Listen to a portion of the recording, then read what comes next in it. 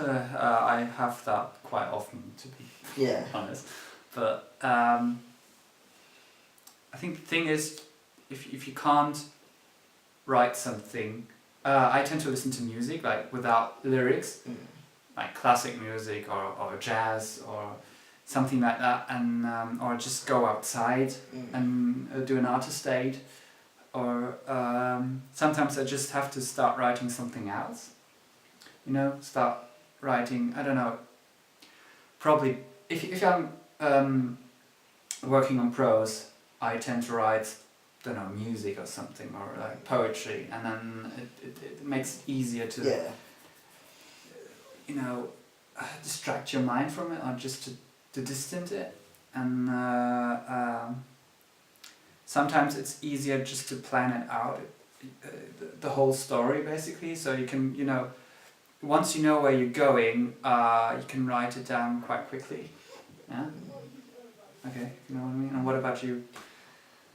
I don't know, because I kind of have like the two extremes, because one, I'll get like really excited about an idea and then sit down at the computer and go to write it, and then find like I can't write anything. Like it's really strange. Like I have that sudden like burst of energy to write something, and then when I get to the computer, I'm like, oh, okay.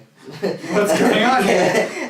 But then like the other side of that is I'll be writing, and then this sounds really bad, but I procrastinate sometimes. You're not the only one. Trust me. It like in my head, if I'm procrastinating, like I'll write for like half an hour, then spend like a while on YouTube watching like cat videos and things like that. But and dog videos. Dog videos, yeah. Can't get those. But then in my head, I'll still be working. So I'm not. I'm kind of not procrastinating in a way.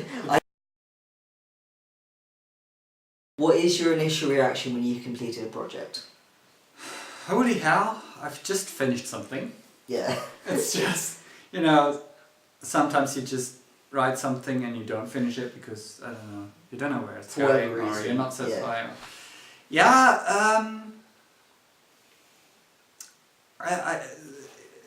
often I feel oftenly that, I don't know what to say, that I don't write a lot, but once it's finished, I'm just glad it's finished, but I'm never satisfied with it straight away. I need to edit and edit and edit. It's just a first draft, really. But I'm actually happy that I finished something. Yeah. What about you? I don't know, because like initially I'm like really happy that, you know, because I've gone through it, and it's most of the time it comes out how I wanted it to come out. I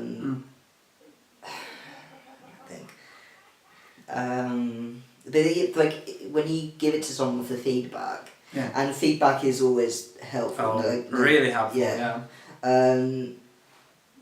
Like it's really funny, because I had a project the other day that was for uni, and I was writing it, and like as I was writing it, okay, there are a couple of bits in here that I would perhaps change, but then when I gave it to like a few people to look at, they looked at this and they went through it, and they said,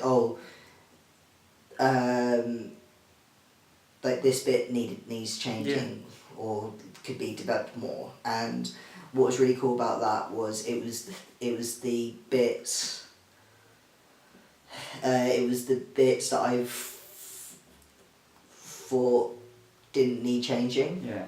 So and the bits that like I had initial kind of apprehensions about were kind of like. Yeah, it's better for someone who doesn't really know your work. To evaluate it. Because yourself think, okay, obviously you've read over it millions of times, and you think, okay, that's not I don't know, it's not original, or it's not suspenseful or something like that, but for other people who never read it, it might be really intriguing and, and interesting and even original, you know. So yeah, but like it's always good to me and you, and plus like our very small group circle of friends. Like we do have like, and like it's really nice because being able to share something with you guys is really helpful to me anyway. It is. And it improves my writing a lot. Oh, fingers crossed it does. But yeah, so you know, initial reactions is always good, but then you have like that very small bit where you get the feedback and you're like, oh, okay, so I'll change this. This works and this doesn't. And yeah, it really helps. It does. It's just don't know, meeting up with a few friends for a drink or something and just talk about your stuff and reading it out loud. Sometimes this really helps, and you see if it flows or not. Or okay, sometimes if you read your own stuff aloud, you don't know, get aware of some points which might not work properly. Sometimes you've used a word twice in the paragraph or something, and it just sounds clunky or whatever. Yeah, but feedback really helps, and for me especially because it's not my native language. It really helps. But in all fairness though, like I've read yours and you, to me it's like I'm not exactly too concerned about whether or not it is your native language, because you get your ideas across straight up, like, and it shows. It may sound well in first year, basically 2 years ago, it was more about translating the stuff I've thought about in German into English, and now it's more like I think about them in English straight away. Although sometimes I have to look up a word because I just don't come up with it I've straight seen away. you do that a few times. But sometimes it's the other way around. In German, I just forget a German word, and whilst I'm speaking German to my friends or whatever, I just put an English word in there. It's just mixing up all this. Yeah, so we hope you enjoyed that. So I might be doing more vlogs soon. I'm not like too certain yet. Let me know if you guys want to see this. So and I'll link Darren's channel on YouTube. Well, there's not a lot on it. But yeah, like there's the cool children's play. At least. Yeah, it should be really cool. So I'll link him in the description. So thanks guys, and have a cool day. See ya.